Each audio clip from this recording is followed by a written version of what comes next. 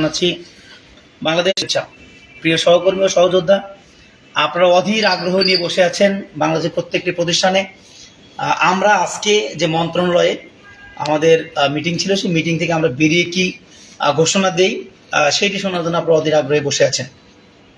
প্রিয় সহকর্মী ও সহযোদ্ধা, আজকে আমরা যারা এই মিটিংয়ে আমরা উপস্থিত ছিলাম, আমি প্রথমে তাদেরকে পরিচয় দিতে চাই। আপনারা তো সবাই আমাকে চেনে নিন। আমি আপনাদের ভাই, আপনাদের সহকর্মী সহযোদ্ধা মোহাম্মদ রফিকুল ইসলাম।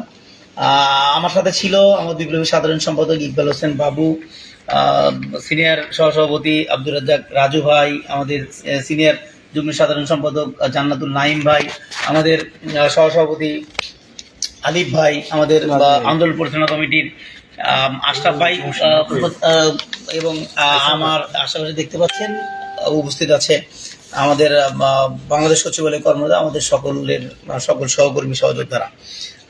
প্রিয় সহকর্মী সহযোদ্ধা, প্রথমেই আপনাদেরকে আমি একটু বলতে চাই যে আজকের যে মিটিংটি যখন শুরু হয়েছিল, কিভাবে শুরু হয়েছিল, কিভাবে শেষ হয়েছে, আমরা পুঙ্খানুপুঙ্খানুভাবে আপনাদের সামনে উপস্থাপন করতে চাই।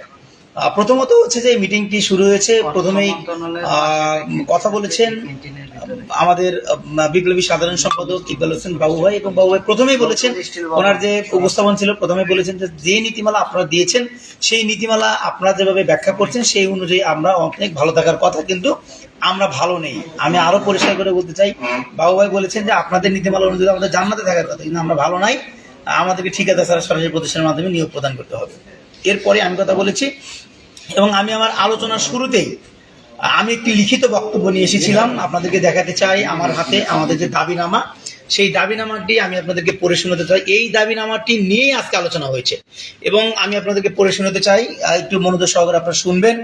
বাংলাদেশ আউটসোর্সিং কর্মচারী ঐক্য পরিষদ মনে করে, বৈষম্য বিরোধী জুলাই অভ্যুত্থানের আকাঙ্ক্ষা, শ্রম সংস্কার কমিশনের সুপারিশ বাস্তবায়নের প্রতিশ্রুতি ও কল্যাণ রাষ্ট্র ভাবনার প্রেক্ষিতে স্থায়ী কাজে আউটসোর্সিং ভিত্তিতে নিয়োগকৃত কর্মচারীদের চাকরির অনিশ্চয়তা দূর ও সামাজিক সুরক্ষা নিশ্চিত করা সরকারের দায়িত্ব।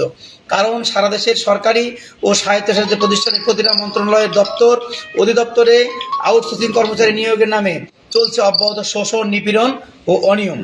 এ প্রক্রিয়ার আড়ালে গড়ে উঠেছে ঘুষ লেনদেন ও দুর্নীতির এক বিশাল জাল, যেখানে শ্রমিকগণ ন্যায্য অধিকার হতে বঞ্চিত হচ্ছে প্রতিনিয়ত। আউটসোর্সিং কর্মচারীদের নিয়ে বৈষম্য দূরকরণে বাংলাদেশ আউটসোর্সিং কর্মচারী ঐক্য পরিষদের দাবি সমূহ নিম্নলিখিত। আমরা যে সকল দাবি দিয়েছি সেই দাবিগুলো আমরা পরিষ্কারভাবে, আমরা আজকে যে জমা দিয়েছি, যে দাবি নিয়ে আজকে আলোচনা হয়েছে, আমরা সেই দাবিটি আপনাদের সামনে উপস্থাপন করতে চাই। 1 নম্বর দাবি আমরা দিয়েছি, কর্মরত সকল আউটসোর্সিং কর্মচারীদেরকে ঠিকাদার ব্যতীত